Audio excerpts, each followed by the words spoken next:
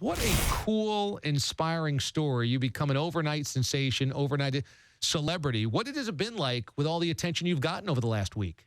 Man, I'm lost for words. I didn't realize it was going to blow up bigger than it has. So I'm enjoying it, wife. I'm on the boat, so I'm floating with it.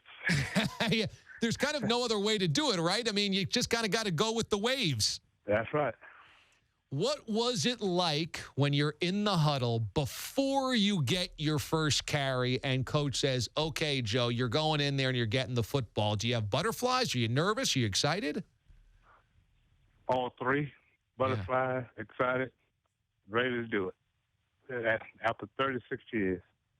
When you were on the sideline, was your heart racing because you're going, oh, let me get in there, let me get in there? Was it more nerve-wracking when you're lining up in the backfield? Is it more nerve-wracking in the huddle? When does it really hit you?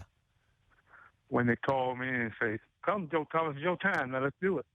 hold on to the ball. So I made sure I didn't fumble. I know if I got cursed out. I was going to say, right, that's the biggest stress. That's the biggest pressure. Do not fumble the football because then your moment goes up in dust. That's right. I made sure I didn't do that. I hold on to the ball real tight.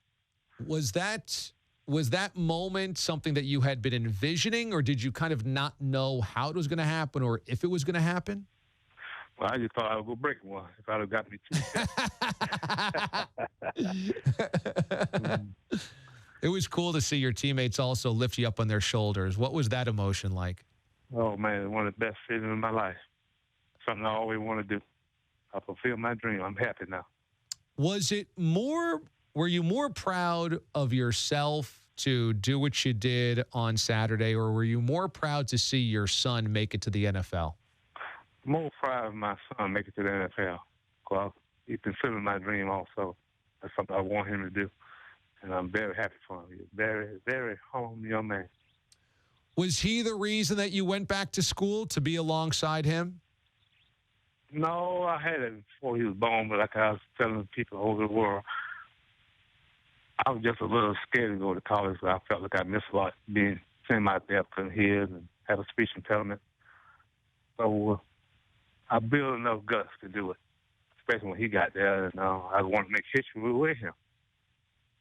Joe Thomas Sr. is our guest, 55 years old, South Carolina State, carried the football on Saturday, the oldest Division I football player in history.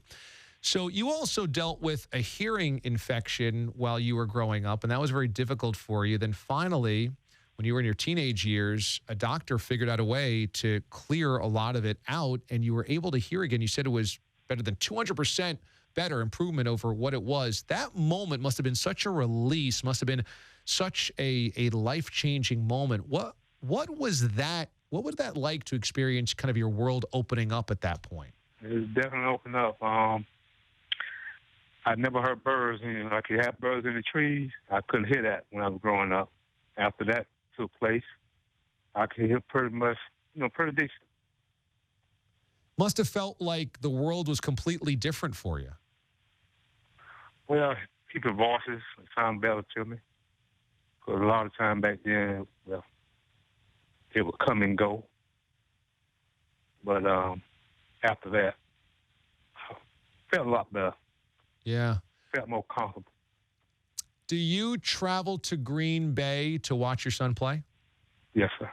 How is it to be inside Lambeau Field watching one of the most historic franchises in the NFL and then watching your son on the field? Well, that's another wonderful feeling to see my son doing something I wish I would have done, but I'm happy for him. But I'm over that stage. Long as he's doing it, I'm happy.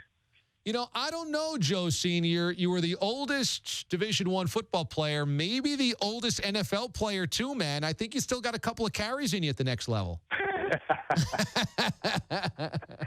Well, just stay alive. I'm not thinking about the NFL, but if it happens, it happens. But right now, my heart is not leaning towards that. What will you be? I'm just enjoying my son.